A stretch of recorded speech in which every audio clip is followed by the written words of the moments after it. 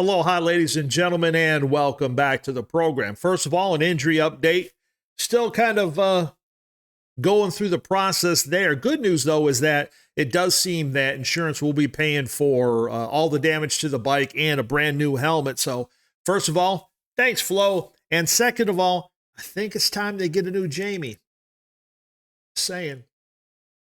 Anyway, Booker T. Washington White, a.k.a. Bukka White, was born in Northeast Mississippi in 1906.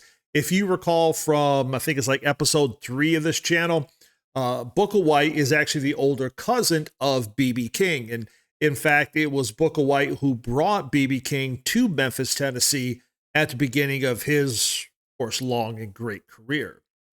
Bukka White began playing guitar at the age of 9 and did his first professional recordings at the age of 24. Like most blues musicians at the time, his songs were a combination of really country blues and gospel music, often in the style of like a Blind Willie Johnson, just to kind of give you a reference. Now, of those 14 songs he did record, they were released on 2 different records, both under the name Washington White. Personally, I like Bukka a little bit better.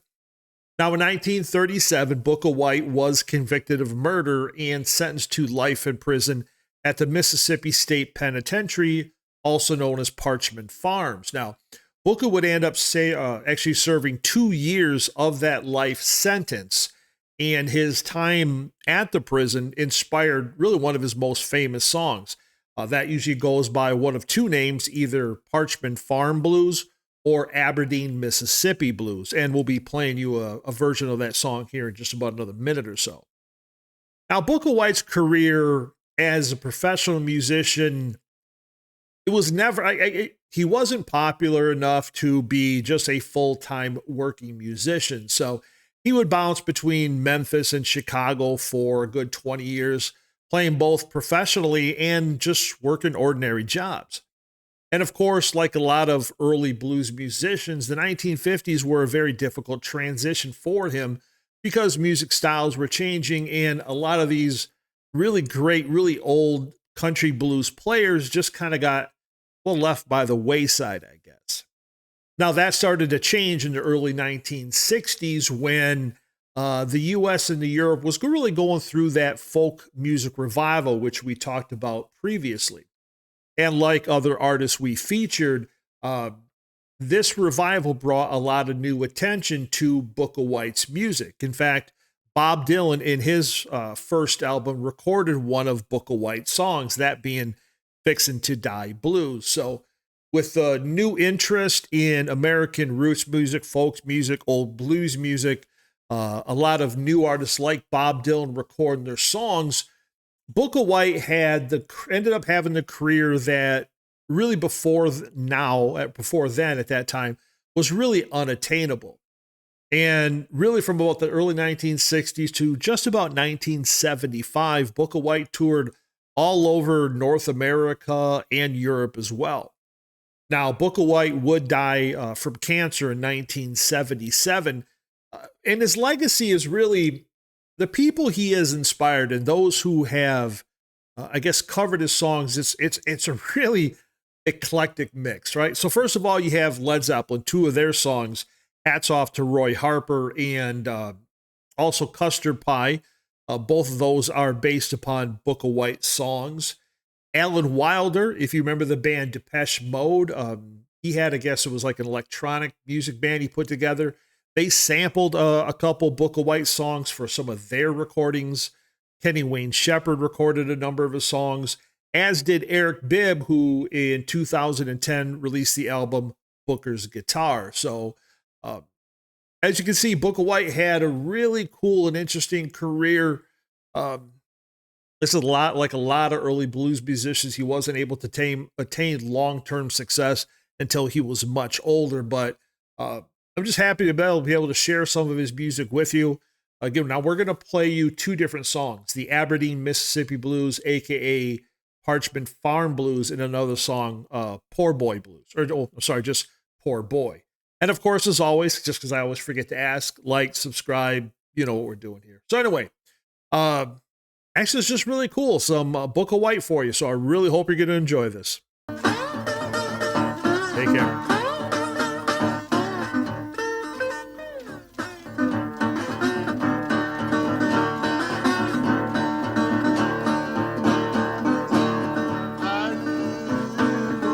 Sitting down in Aberdeen with Wally on my mind. I was sitting down in Aberdeen with Wally on my mind. With them Aberdeen women told me they would buy my own gasoline.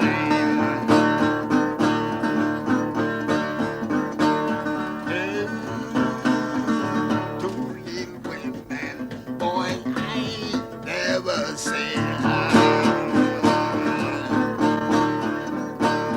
That house two little women, boys I ain't never seen.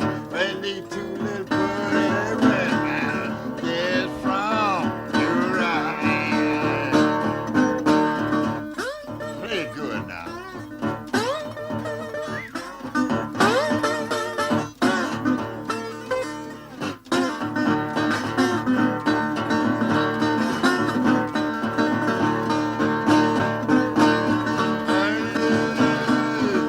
Listen, you women, you know, been had the poor boy. How about it now? Listen, yeah, but the women, you know, been had me hard now.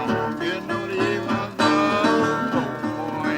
Not even have a thing.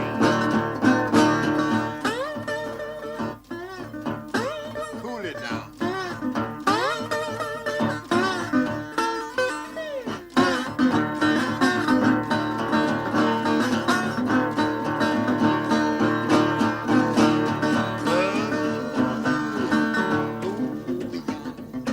Where we used to live.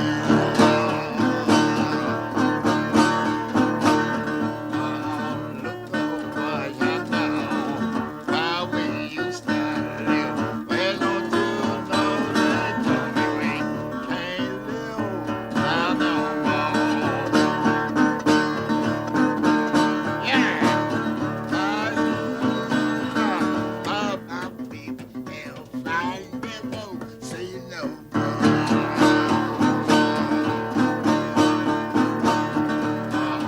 My body now, my mind now, I don't say no. You can tell everybody, book with steady knocking on your door. Tighten up now. Put rhythm to it.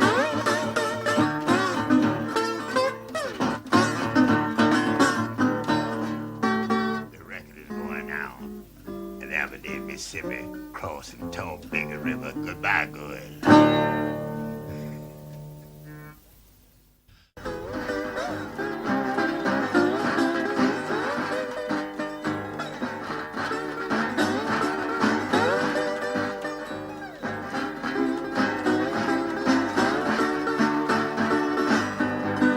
Hey, poor boy, we was old boy.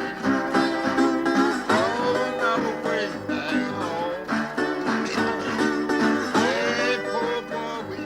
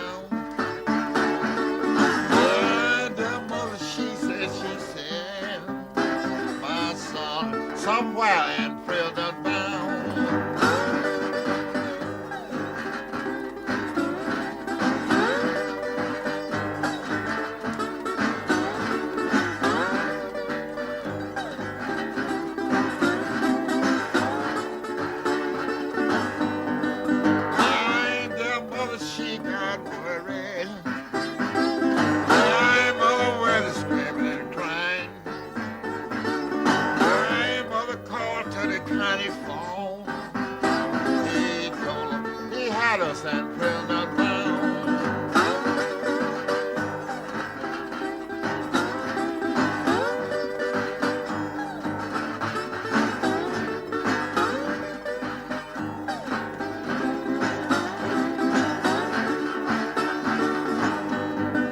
Well, my mother talked to the sergeant, asked him how much will I will bear.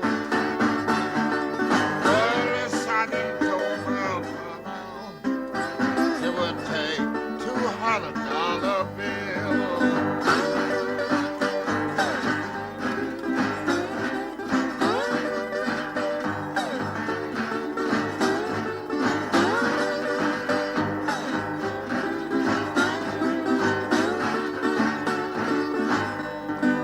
Hey, mother, she came to the sergeant. She didn't even have a dime. Hey, mother, saw the sergeant. She said, I don't even have a dime.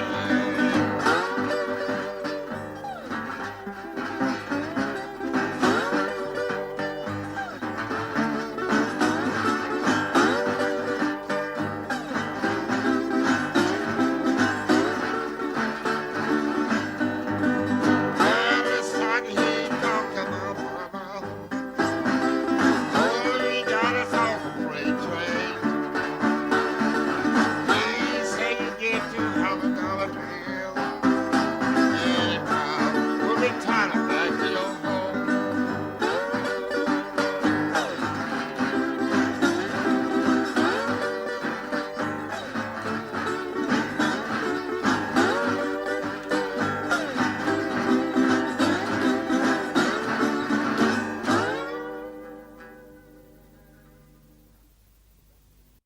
Well, there you have it, ladies and gentlemen. Bukka White with what do we call that? Penitentiary. I'm sorry, Parchment Farm Blues, and I forgot the other name of that thing. Aberdeen, Mississippi Blues. That along with the second song there, Poor Boy. So I hope you really like that. A couple of different things that I really appreciate about what Bukka White does. One, just that big gravelly voice. There's just a lot of emotion to it. Also reminds you of a lot of Howlin' Wolf, but maybe not as deep, not as aggressive as Howlin' Wolf is. And that guitar playing, it's just I like how he can. He's almost playing both a rhythm and lead at the same time. And so you can see that really why, even though this is the early part of his career was a struggle, why so many people later on in life and after he passed just kind of really gravitated towards his music. Now, I'm going to assume that I screwed something up because actually when I did an earlier model that ended up screwing up of this recording, I said that he passed away in 1970. He actually passed away in 1977. I'm just going to assume I screwed it up on this recording as well. So there you have it if you were just confused. Anyway, thanks again for hanging out with me. Like, subscribe, post a comment, share with friends and family. Let's just keep this thing rolling. Again, I can't wait to see you again. Hopefully you're going to post this on a Saturday. I'm going to try to go to a Saturday, Wednesday schedule. We'll see how that works. But until then, my friends, once again, I appreciate you hanging out with me and y'all take care.